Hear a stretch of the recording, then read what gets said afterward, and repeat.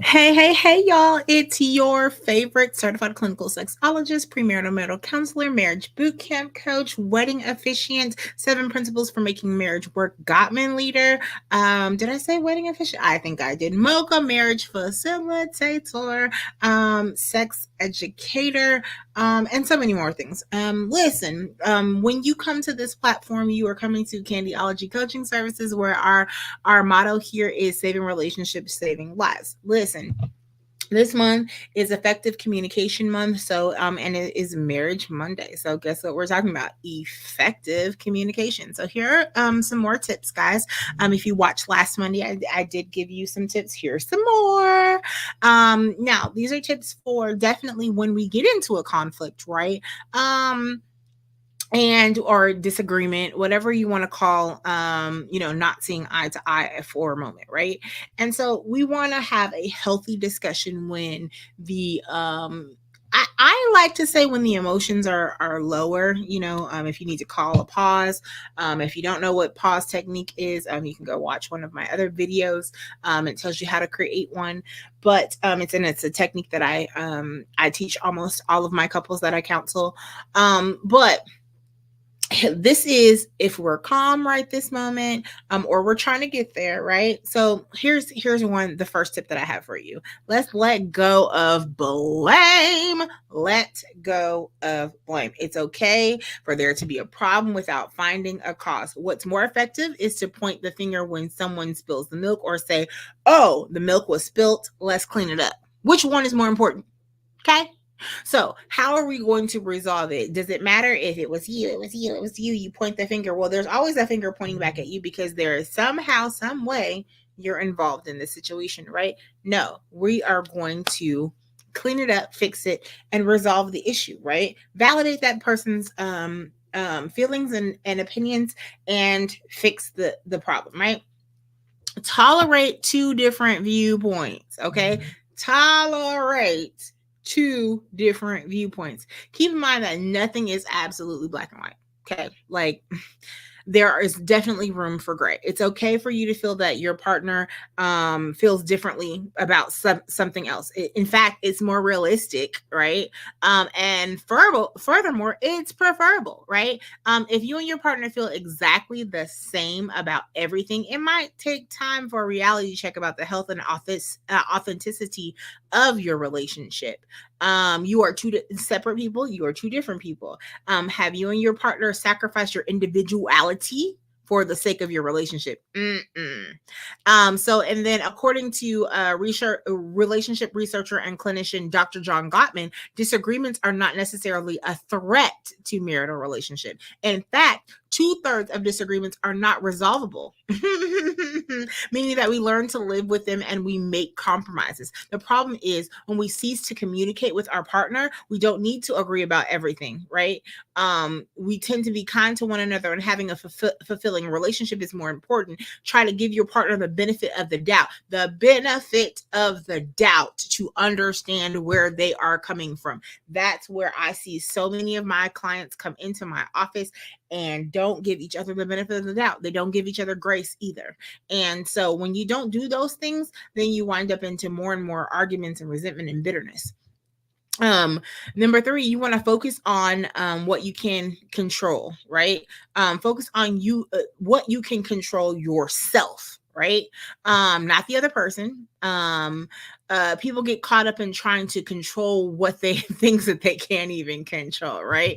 Other people, circumstances, the outcomes of situation. We can't always control those things. But in the process, we can control ourselves. Be responsible for yourself. When we focus on attempting to fix other people or situations, beyond the realm of our influence, we waste valuable energy that could otherwise be used to fix our attitudes, our words, our actions, our toxic pattern of thinking and doing things, right?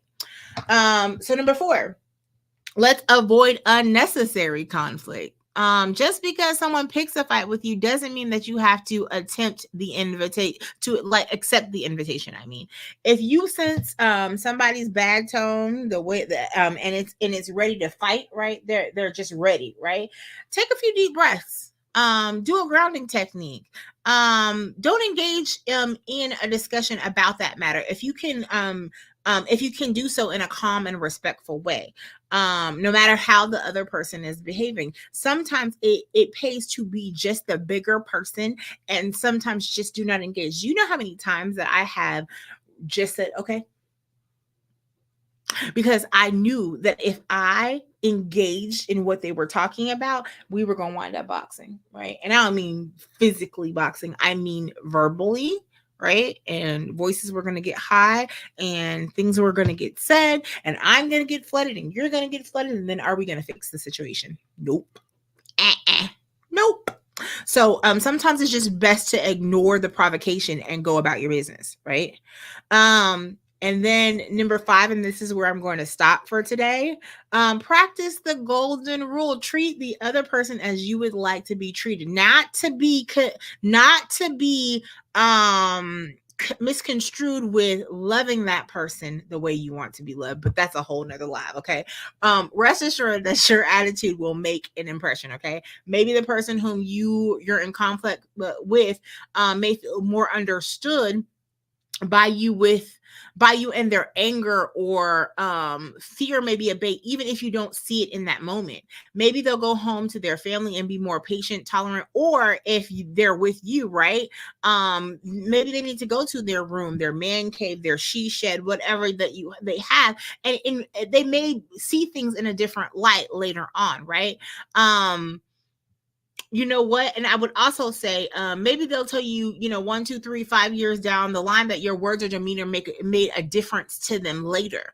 I certainly can't recall things people told me decades ago that will still resonate with me and influence my behavior. I can definitely recall those things. I'm sorry, I certainly can recall.